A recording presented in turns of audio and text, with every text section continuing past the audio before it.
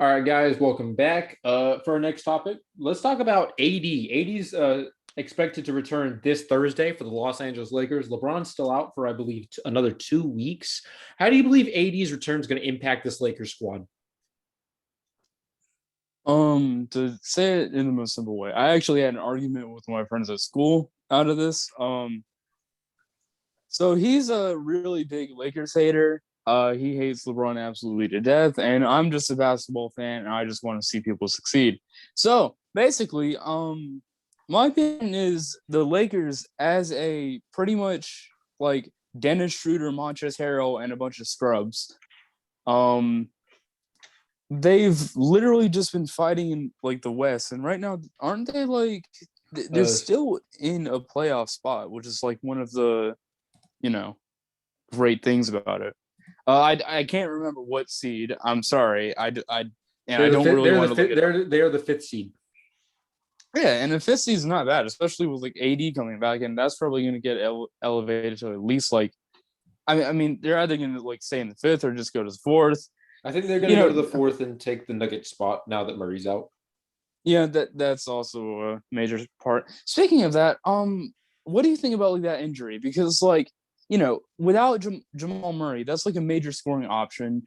Like, what do you think is going to happen, or like who do you think is going to have to take over that like scoring option? So personally, I think any other team would have been screwed, but I'm not going to sit here and act like Monte Morris is not a good ass backup point guard. Let's not sit here and act like Monte Morris can't ball. He's averaging 10, 2, and 3. Like that is not bad numbers. And Yeah, and another underrated aspect of that is that it might actually give Michael Porter Jr. more time, like more like shots, more possessions, etc. Like he might start really, really shining and showing that potential that we saw before he got drafted. Like he's been great this season. That's actually like something that I found out. Like he's been really, really good this season, and he's been under the radar because guess what? No one posts about any small market teams unless they're called Charlotte or yeah, that's pretty much it. A mellow ball, Yeah, what he said. pretty Um, much. good input, Jude. You're we doing love good. Jude over here, man. Michael We Porter love Jude Jr. over is here. actually balling off. I know this for a fact. Well, he's injured for the rest of the year. What? Michael Porter Jr.? Oh, not my. Oh, I thought you said Lamelo. What? I know about LaMelo. No, yeah, Michael Porter Jr.'s been going off this year. He's Michael, playing right now. He's doing 30 minutes a game, and his field goal percentage is 54%. 3-point percentage is 43%, and he's scoring 17.6 points per game and 8 rebounds. So Yeah. he's a So great he's a great third man, and right now he's going to be a second man. I feel like he's going to end up the season with 22 points per game average. well, this Nuggets team has so many people that could fill up that the second option. I mean, we all know everybody and their mama knows that Jokic is going to be the first option, but then you got Aaron Gordon, Gary Harris. No, Gary Harris got traded. uh, Michael Porter Jr. I mean, here's another thing. Will Barton, yeah, Will spot up Barton. shooter. Even Will Barton is very underrated. I think he does not as well, but he does everything Gary Harris did for this team. Mm-hmm. So that's like one of the like really underrated things about their team last year was that the Nuggets are just so deep. It doesn't matter if they have like two All Stars or they have no All Stars. They're just so completely deep and filled out through every single roster spot that losing one player will not like completely affect them. Like it's going to definitely hurt. Like that's a given. It's going to hurt them. Not having Jamal Murray, who's a near All Star caliber player, but like I just said, that gives more time for Michael Porter Jr. It gives a little bit more time for Aaron Gordon. Maybe he like breaks out a little bit more, and he's playing good, but like maybe he plays better. Maybe like this gives him like more shot selections, more all that type of stuff, and then they have a really solid team. Oh, Um, this might also give Ball his chance to shine. Yeah, as a point guard, starting point guard right now. No. Put Jokic at point guard. Put Bol at center. Nah, put No, Bol Bol you as mean shooting guard. Okay, that's how you dominate the league right there. I don't think. Good job. he pretty much is. Let's be honest, he pretty much is. Bol, actually, Bol is basically Curry. Basically Curry. Basically. Basically Kevin Durant. Dude, honestly, Bol needs to be the head coach of the Nuggets. That's all I'm saying. We love Jude. We love Jude down here. Put Bol in the front office. He needs to be like semi-pro, where he's the GM, owner, coach, and captain of the baseball team. That's all I'm saying. All right. You heard it here first, guys. You heard it here first. But no, in all seriousness, with Jokic, he's going to be playing more of the point guard role. This is going to give plenty of minutes to Bol. JaVale McGee is going to get time. We all know how JaVale McGee is a pretty solid backup center. Paul Millsap, he'll probably see a couple more minutes. I think he's way out of his prime, but Paul Millsap can still get you 10 to 15 points if you give him 15, 20 minutes a night. Paul Millsap, he can still score. That's about it. He can also rebound. Monte Morris is going to take his step up. Campazzo, probably saying that wrong. Oh yeah, I forgot about him. He's you can't lie. I really He's Campazzo. I think he's pretty good. I mean, he's 30, but his passes, on some of the passes you see him make, he has really high IQ. And he's a really gritty guy, and like that's just something that you want out of a point guard, especially for a dude who's 5'11", and in the NBA, 5'11". I mean, he was going at John Wall. Oh yeah, just like a few days ago, or like he was just right in his face and didn't care. Like he does not. If you step in the face of John Wall, and you know what his history's like, and you know what he's affiliated with, you aren't scared of nothing or nobody. You basically just looked death in the face and laughed. I mean, if you're gonna beef with John Wall, oh no. So John Wall did not hit the Dougie on him. John Wall did not hit the Dougie on him. I can confirm. Ooh. Source me. No, I think this Denver Nuggets team. Oh, this Denver Nuggets team scary. But I will ask you this: do you think they're gonna make it out the first round? They're making out. Okay, hold on. It depends what they're going like into, like who they're going against. That's the major thing. So because like let's say the season ends right now, they'd be playing the Mavericks. I'd say they beat the Mavericks. Yeah. The Mavericks just aren't good. Like I don't care. Look, I hate Luka. I hate Luka. I hate Luka to death. I'm in full agreement with Jay. They are too underdeveloped. They probably would have beat the Clippers last year if Porzingis played the series. Let's be honest with ourselves. I don't really think so. No, I don't. It would have gone to a game 7. It would have gone game 7. But pretty much my reason for saying what I just said about the Mavericks is that you remember there was one guy, his name was Kobe. So definitely no one knows about him. Yeah, who cares about a guy named Kobe? Totally not an NBA legend. But he said about James Harden that his style of basketball could not win a game. So pretty much saying that one shooting guard / point guard that was the main predominant ball handler and just like dribbled across the top of the key for about 15 seconds and then either drove or did step back or passed it out. Kobe said that shit wouldn't work. He still doesn't stand corrected. Yeah, won the many games, but not in the playoffs. Yeah, the thing with the Mavericks is that I don't think Luka is going to get anywhere if he keeps on doing what he does. Like, I think that he just needs to let his teammates do stuff. You know, like I feel like he's like every single play. Like whenever I watch like Mavericks highlights, because I don't watch Mavericks games.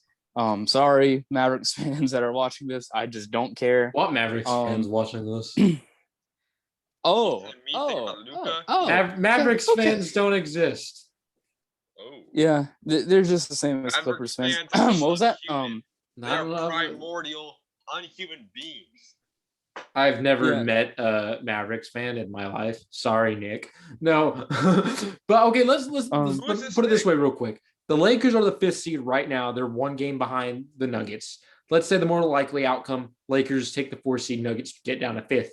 Do the Nuggets beat Portland? That's actually a very interesting matchup because we all know Damian Lillard.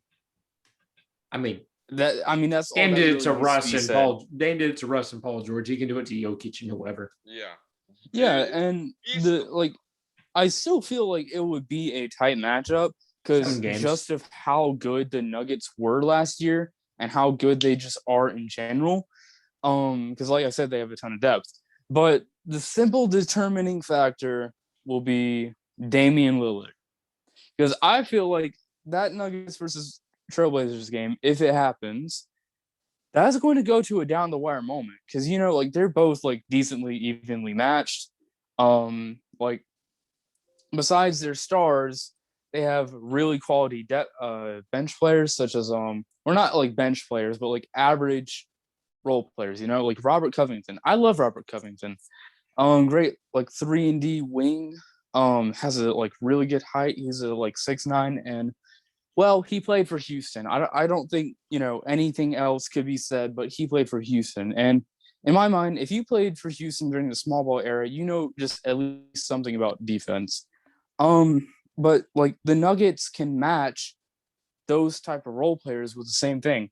Another thing that's going to come down to is if Ennis Cantor just becomes Wilt Chamberlain, like he's been like for the past, like week or so, like he's just been putting up like 12 and 12, and then he had like that one game where he had like 17 points and 20 rebounds and all that type of crazy stuff.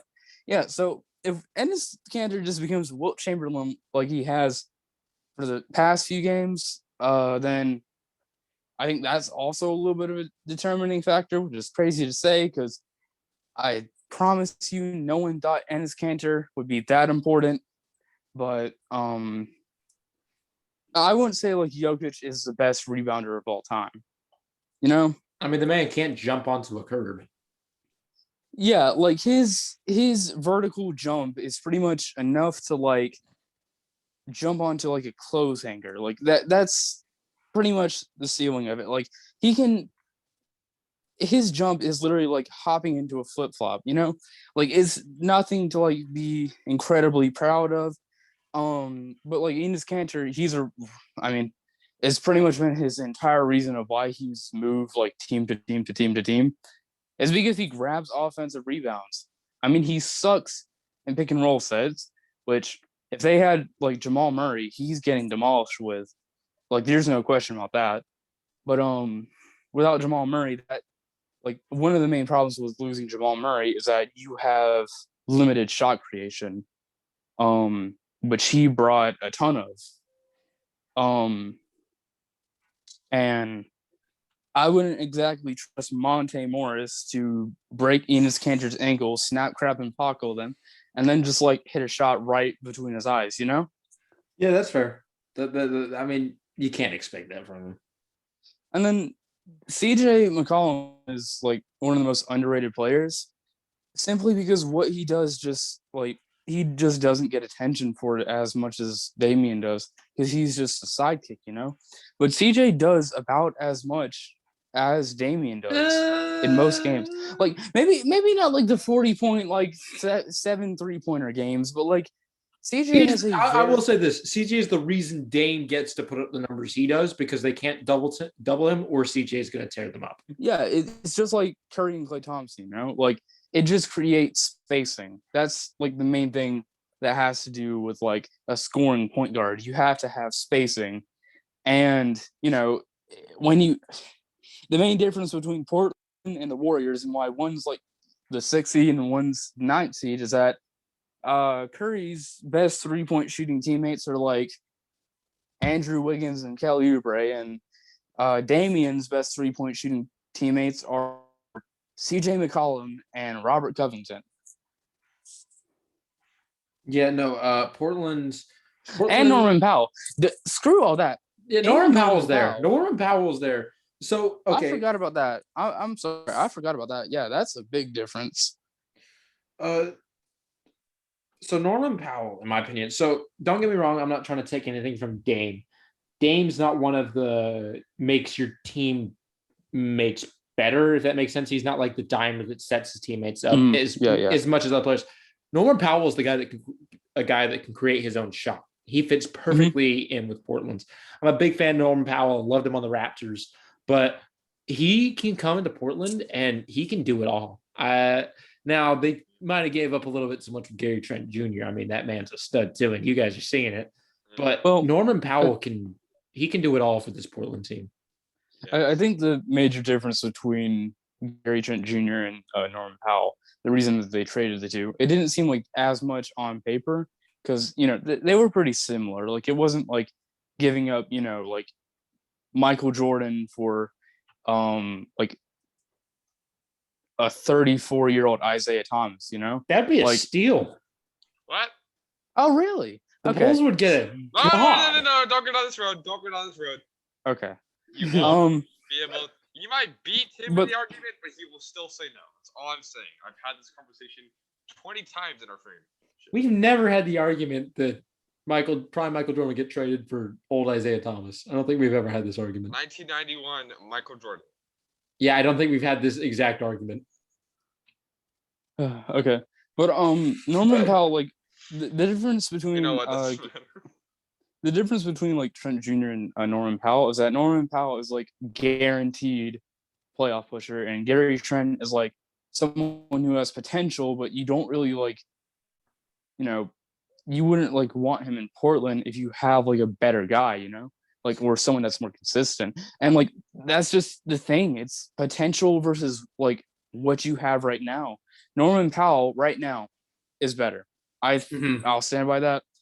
He is better. Like it's not by too much, but he's still better and he's very consistent and he was explosive when like before he got traded, he was just explosive. Um I think the Trailblazers, they only did that. So I agree with what you're saying. Gary Trent Jr. is more of a prod. He's not even a project to say, but he's somebody that you can mold into the player you want. Powell, you know what you're getting when he steps on the court. I think mhm, Portland, they're going in right now. I think Portland's trying. I don't think they have the roster to do it, but they're trying to build a championship roster for now. because like the thing is with Dame, they don't have much time. Like they don't have that much time anymore to do or like build around him. Like they have to do it for him right now, or there's not that much ahead. Like he's because like Dame's like 31 or 32, right? Like he's an older. I mean, he's not like too old, but he's getting up there in age. And he spent a lot of time in Portland just like being mediocre. And as someone who's just so loyal to Portland, who has given his heart, like soul, everything, the franchise should reward him with like at least a finals push. And that's what like they were trying to do last time where they met like the Warriors in the Western Conference Finals and just got mollywopped. But you can't really blame him for that, for going against like one of the greatest super teams of all time. But like the clock is ticking. He doesn't have too much time left. He needs assets. He needs them fast, and he just needs a roster that he knows he can rely on. And it's not going to be like a Gary Trent Jr. where you don't know what you're going to get out of him. Well, Norman Powell, he's a champion. He's been in the playoff situations before, multiple times actually. Um, he's a really good energy guy. That's like something that's pretty underrated. Like if you read his message, his like farewell message to the Raptors, like you can tell he loves being on a team. Like he's just a really good chemistry guy. I'm sure Gary Trent is the same way. He seems like it. He also seems very shy. Um, but like that was besides the point. But like I said, Norman Powell is just a good option. He has a bit of shot creation. He has a bit of spot up shooting. He has the entire shooting badge or the shooting bag that like Damian Lillard would want. And it's not like he lacks off defensively. I mean, he's 6'4", 6'5", but He's been playing small forward for a while, and It I fits him think perfectly. one of the this was actually a key thing in the playoffs last year. So we all know like the OG Ananobi shot, right? Mm-hmm. So yeah,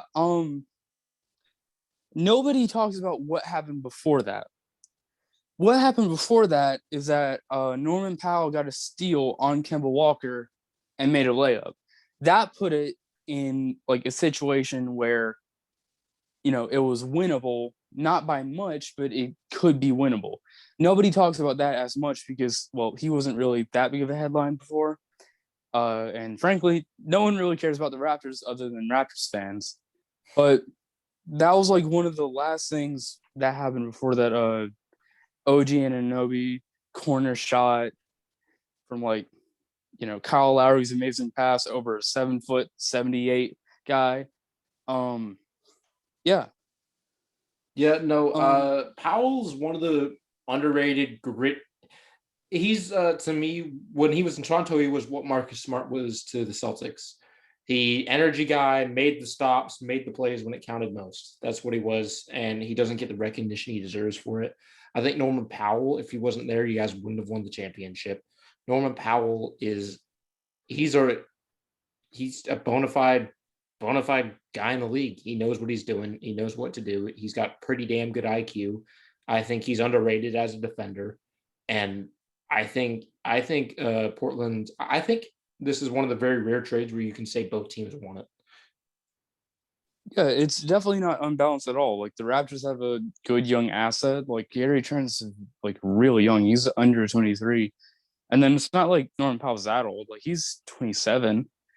So there's not like a huge age difference, but it's still notable. And it gives like Norman Powell, like he's been in the league long enough to like I've said this before, like multiple times, so I'm not going to go over it again and again and again and just repeat this podcast for 50 minutes over again. But yeah, they know what they got out of him. And Gary Trent is more of a thing that he can unfold to be something, but he kind of, as of right now, he's worse than Norman Powell. Well, with that trade going on at the trade deadline, so that was like one of the more fair trades. What trade would you say was probably the most unfair trade at the deadline? I I think was gonna say Victor Oladipo, but now Kelly Olynyk is probably playing better than what Victor Oladipo is playing for the Heat. it's still a bad trade. Like I'm sorry Honestly, to though, any Heat. I don't think so. I mean, Think the of it though. thing Think of is, it. it's just You like keep Oladipo. You don't trade him. He's playing worse than what Kelly is, and yeah, but you did get a first. I'm just saying, for what Victor Oladipo was supposed to mean, like for what it was pretty much he got traded for Karis LeVert and James Harden basically, Yeah, that's and fair. Victor Oladipo got traded for Kelly Olynyk, Avery Bradley, and like 2 second-round picks. So when you turn it into that aspect, it doesn't like look as fancy. Like Kelly Olynyk can go off, but it's like, I mean, I'm pretty sure, any player, like any older player with like the right, you know, really bad team, like George Hill was going off on the Thunder. Does that mean George Hill's like, Well, George Hill's a bona fide player too. but like it's the same class as Kelly Olynyk, where it's just two old players that are like, they can score on a really bad team, but then like put them on Philadelphia, and what is George Hill doing right now? Like probably like 6 points per game, Yeah, that's fair. I still think he's a solid player. But like it's just with Houston, like they got so little for Harden, and to get so little for Oladipo, it makes that like entire series of trades just leave a very like really bitter taste in your entire mouth, because it's just, in simple terms, like probably if the Nets win a championship and Houston doesn't really do anything for like the next few years, is it going to be in a YouTube video where it's going to be like top 10 finesses of all time? I mean that is up there, but honestly, from the trade deadline, I'd go Vucevic. I don't really think so because like I They mean they Orlando gave up got Wendell Carter. They get but let's not say him and act like Wendell Carter isn't a god. He's not a great, but he's got a lot of upside. Still crazy young, and he's playing out of his mind. Vucevic has not impacted this Bulls team as much as everybody thought. This oh Bulls yeah team for the bull side of it, yeah. yeah, the Bulls I team mean is 2-8 now with Vucevic. That's terrible. yeah, and he had the pretty unfortunate moment of getting tip in dunked by Wendell Carter, and then Wendell Carter screaming like a madman over him. Yeah, so If anyone knows the image I'm talking about, you can tell that man had like he that had man was issues. mad. That man was He mad. had issues, bad issues. Um, I mean, think Go of ahead. it. Wendell Carter, that man's a good ass player.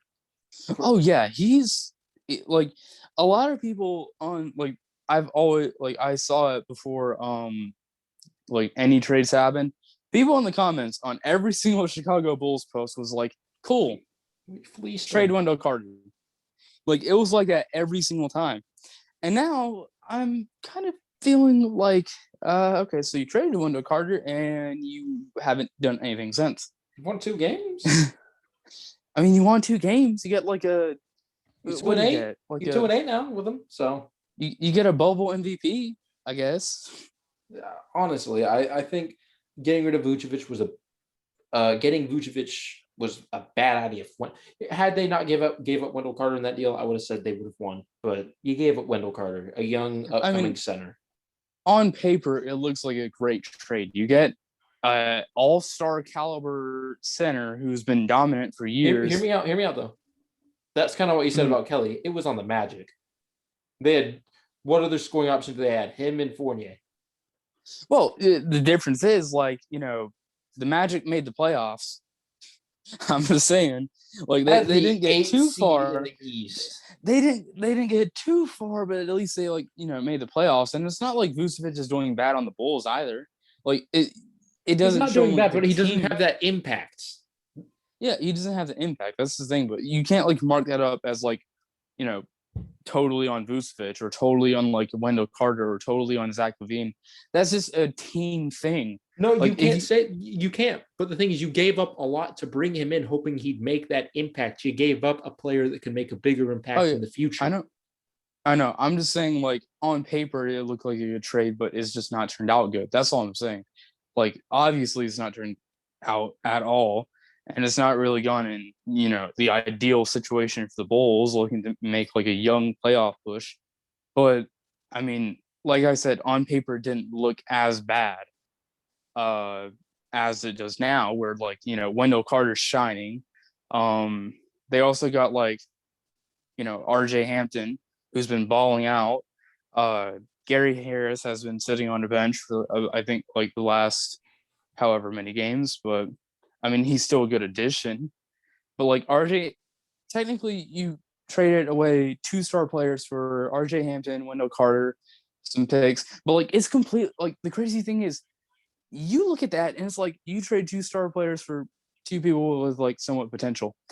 And like most trades that are like that never go well in like the course of NBA history. For Orlando, it's went well. Like they've like RJ Hampton has been really good. Like he's been doing like 10 points per game or something. I saw like a few games ago he had like 13 on pretty good shooting. And then Wendell Carter's just a beast. And I think Wendell Carter, like he reminds me, this is gonna be a very bad comparison, but he's like a light skinned Bam Adebayo.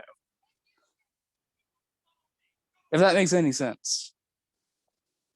Yeah, I kind of see that, but honestly, hear me out. I see him as a Clint Capella. Well, yeah, but I'm just saying, like, Bam because height, like Clint's a bit taller, I think, and Bam is more close to Carter and height, and I think, I mean, it could go either way because Bam and Clint have very like similar play styles, other than like Bam having like a little bit of a mid range game, I mean, yeah, but Wendell Carter, I think he's going to be a unicorn. When he hits his prime, he's going to be a unicorn. He's going to be something we haven't Mhm. really seen before. He's going to be taller. He's not the tallest center in the league, but he moves pretty damn well for the size he is. He's a pretty damn good defender. He's a decent close range shooter. I mean, this guy is basically going to be able to do it all when he hits his prime. I mean, if you really want to compare to someone, I guess like in the terms of like his shot ability, I mean, you could turn him into like tiny Tingus Pingus. Yeah. Um, okay.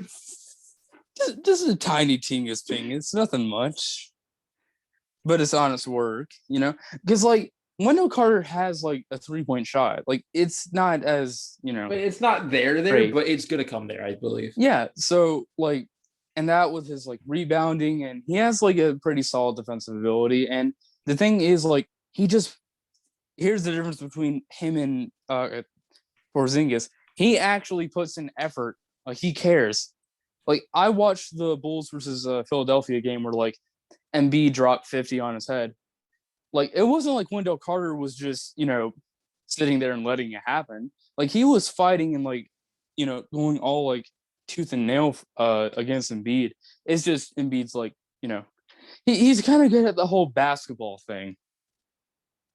Well, okay, let me put it this way. I think Porzingis has given up trying because I think he heard the trade rumors. I think that's why he's kind of given up on this Mavericks team. That, and also he's kind of always just had really poor shot selection. Like the thing with Porzingis is that he'd rather take a half court than get like his 7'3" frame anywhere near the rim. Yeah, no, I think I'm, he's scared to go in. I think he's scared of all the injuries he's had. Like I'm not trying to like sound like Charles Barkley or Shaq or anyone who like hates on big men, but like realistically, he's 7'3". Like you have an advantage. It's not like you're gonna get punked by someone who's like 6'8". No, you're gonna like probably dominate them as long as you actually have like somewhat of a game in like the post. But it's just like he just doesn't use like he's just forcing like perimeter shots. Yeah. Now, real quick, because we're about to have to wrap this up real quick. I want to thank Jay coming on. It's always a pleasure to have you on. I really want you to come on more. It's always a pleasure to have you on. And I want to thank Jude coming on first time. He'll do some more research before he said Forbes is the next quarter next time he comes on. But I really want to thank you two for coming on. I think I'm gonna make that hashtag. Forbes is the next Kyle Korver. Yeah, we'll make that. Let's make that hashtag. We'll make that on Twitter. We'll make that on Twitter. But again, I really want to thank you two for coming on today. All right. Yeah. All right. Take care, you two. This is going to be up on YouTube real soon. Hope to see you there. All right.